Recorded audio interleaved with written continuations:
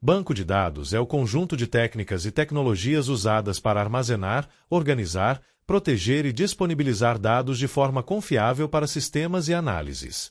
Em ciência de dados e em ambientes corporativos, ele é a base que sustenta desde operações transacionais do dia a dia até camadas analíticas e soluções de Big Data.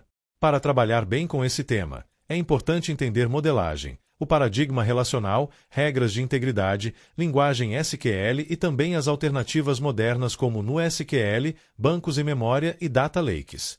A modelagem de dados começa na etapa conceitual, em que o objetivo é representar o negócio de maneira independente de tecnologia. Aqui a preocupação é responder o que existe no domínio, quais entidades fazem sentido, quais são seus atributos e como elas se relacionam. É comum usar diagramas entidade-relacionamento e descrições de regras de negócio, como cardinalidade, participação obrigatória e conceitos como especialização e generalização. Nessa fase, a conversa com as áreas usuárias é essencial, porque o modelo conceitual precisa refletir a realidade do negócio, não a estrutura de um sistema específico. Depois vem a modelagem lógica, que traduz o conceito para uma estrutura compatível com um tipo de banco, com muita frequência o relacional. Nessa etapa, as entidades viram tabelas, os atributos viram colunas, relacionamentos são implementados por chaves, e surgem decisões como chaves primárias, chaves candidatas e restrições. A modelagem lógica é onde a normalização costuma aparecer com mais força, porque o objetivo é reduzir redundância e evitar anomalias de inserção, atualização e exclusão. Por fim, a modelagem física é a implementação no SGBD escolhido, considerando detalhes de armazenamento e desempenho, como tipos de dados específicos, índices, particionamento, compressão, organização de tablespaces, parâmetros de engine e estratégias de manutenção. Em outras palavras, o modelo físico é onde a teoria encontra as limitações e recursos reais do banco. A abordagem relacional é baseada na ideia de que os dados são representados em relações, normalmente implementadas como tabelas.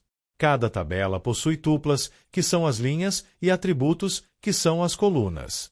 O paradigma relacional valoriza consistência e integridade, e por isso utiliza chaves e restrições para garantir qualidade. A chave primária identifica unicamente cada linha e deve ser estável e não nula. Muitas vezes existe também a chave natural, derivada do próprio negócio, e a chave substituta, criada apenas para identificar registros de forma simples. Relacionamentos entre tabelas são representados por chaves estrangeiras, viabilizando consultas com junções e mantendo a coerência entre dados relacionados. A normalização é o conjunto de regras que orienta a decomposição de tabelas para diminuir redundância e dependências indesejadas. A primeira forma normal busca garantir valores atômicos e ausência de grupos repetidos. A segunda forma normal trata dependências parciais em chaves compostas, evitando que atributos dependam de apenas parte da chave. A terceira forma normal elimina dependências transitivas, em que um atributo não-chave depende de outro atributo não-chave. Em contextos mais rigorosos, entram formas normais adicionais como BCNF, que trata certos casos complexos de dependência funcional. Na prática, normalizar melhora a consistência e facilita a manutenção, mas também pode aumentar o número de tabelas e exigir mais junções, impactando o desempenho em consultas analíticas. Por isso, é comum ver ambientes transacionais mais normalizados e ambientes analíticos com estruturas mais desnormalizadas e orientadas à leitura. Integridade referencial é o mecanismo que garante que relacionamentos entre tabelas permaneçam válidos. Se uma tabela referencia uma tabela B, a integridade referencial impede que aponte para um registro inexistente em B. Isso é implementado com constraints de chave estrangeira e também com regras de ação, como restringir exclusões, propagar exclusões em cascata ou definir um valor padrão quando o registro referenciado é removido. Além disso, integridade envolve outras restrições, como Not Null e Unique e Check, que reforçam regras do domínio diretamente no banco. Esse conjunto de controles reduz inconsistências e evita que a qualidade dependa apenas da aplicação. Metadados são dados sobre dados. Eles descrevem o que existe, como está estruturado, o que significa e como é utilizado.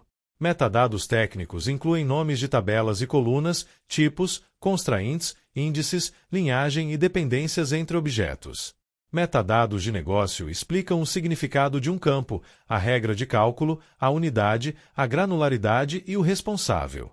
Metadados operacionais registram execução de cargas, horários, volumes processados, falhas e versões. Em ambientes modernos, isso se organiza em catálogos de dados, que ajudam na governança, no entendimento do conteúdo e na reutilização segura de informações. Modelagem dimensional é muito usada em data varelhoses e em camadas analíticas porque prioriza performance e simplicidade para consultas. O núcleo é a tabela fato, que registra eventos mensuráveis em um determinado grão, por exemplo, vendas por dia e por produto, ou atendimentos por unidade e por período. Ao redor ficam as tabelas de menção, que descrevem o contexto, como tempo, cliente, local, canal e categoria. O formato mais comum é o esquema estrela, com fatos no centro e dimensões ao redor, e uma variação é o esquema floco de neve, que normaliza dimensões em subdimensões. Um tema recorrente é o tratamento de dimensões lentamente mutáveis, em que atributos mudam ao longo do tempo, exigindo estratégias para preservar histórico ou sobrescrever valores conforme a necessidade analítica.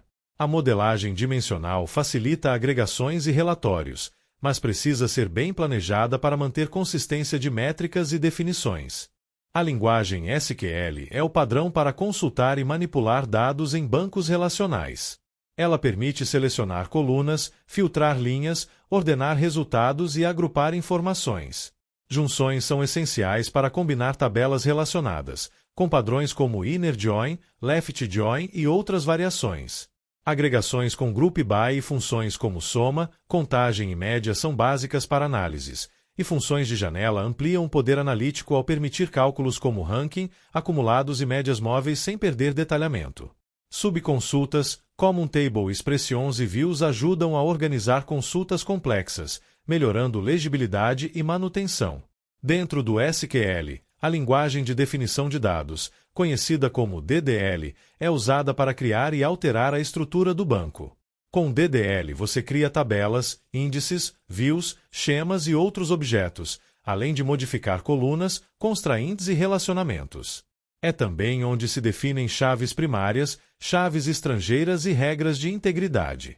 Já a linguagem de manipulação de dados, conhecida como DML, é a parte que atua sobre os registros, com comandos de inserção, atualização, exclusão e consulta. Em muitos bancos, transações controlam a execução da DML, garantindo que conjuntos de operações sejam aplicados por completo ou desfeitos caso algo dê errado. O SGBD, Sistema Gerenciador de Banco de Dados, é o software que implementa essas capacidades. Ele gerencia armazenamento, concorrência, segurança, logs, backup, recuperação e otimização de consultas. O otimizador é uma peça central, pois escolhe planos de execução com base em estatísticas e índices, determinando como as operações serão realizadas para reduzir custo. O SGBD também oferece recursos como procedimentos armazenados, triggers, controle de privilégios, criptografia e auditoria, muito relevantes em ambientes corporativos. Entre as propriedades importantes em bancos transacionais estão as garantias associadas a transações, frequentemente resumidas pelas propriedades ESG. A atomicidade garante que uma transação seja aplicada por inteiro ou não seja aplicada. A consistência garante que regras e constraints sejam preservadas. O isolamento controla a interferência entre transações concorrentes, evitando efeitos como leituras sujas ou inconsistentes, conforme o nível de isolamento adotado. A durabilidade garante que, uma vez confirmada, a transação sobreviva a falhas. Além disso, propriedades como disponibilidade, escalabilidade, tolerância a falhas, segurança e governança também entram no desenho de soluções, especialmente quando o banco atende sistemas críticos. Bancos no SQL surgem para atender necessidades em que o modelo relacional e as transações rígidas não são a melhor escolha, seja por escala, seja por flexibilidade de esquema, seja por tipos de relacionamento específicos. Existem bancos chave-valor, focados em acesso rápido por chave, bancos de documentos, que armazenam estruturas similares a JSON e facilitam evolução de campos, bancos orientados a colunas, que funcionam bem para grandes volumes e leituras por família de colunas, e bancos de grafos, que são especialmente adequados para relações complexas e consultas de caminho, como redes, dependências e recomendações.